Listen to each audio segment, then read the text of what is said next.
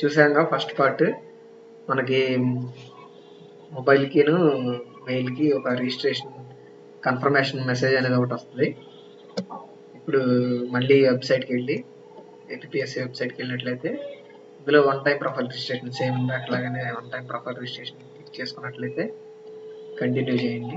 కంటిన్యూలో ఇక్కడ confirmation registration అని ఉంటుంది.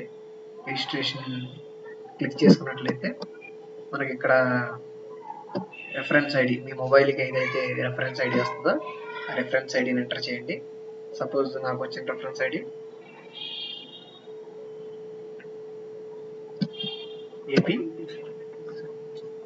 10000482227.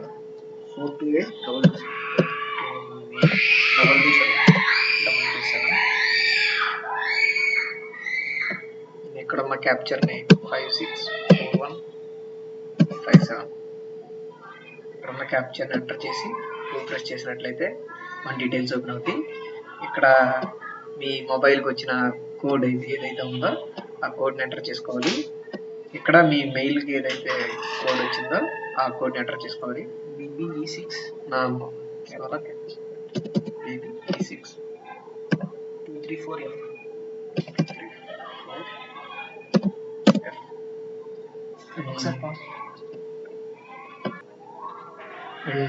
నా మెయిల్లో వచ్చిన పాస్వర్డ్ మెయిల్లోకి వెళ్ళి మెయిల్లో ఇది కాపీ చేసుకుని వెంటనే ఇక్కడ పేస్ట్ చేసుకున్నట్లయితే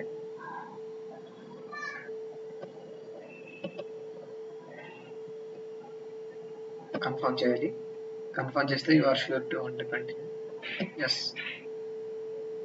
రిజిస్ట్రేషన్ కన్ఫర్మ్ సక్సెస్ఫుల్లీ అని వచ్చిన తర్వాత వెంటనే ఓకే ప్రెస్ అయినట్టయితే మీ కన్ఫర్మేషన్ అనేది కన్ఫర్మ్ అయిపోద్ది.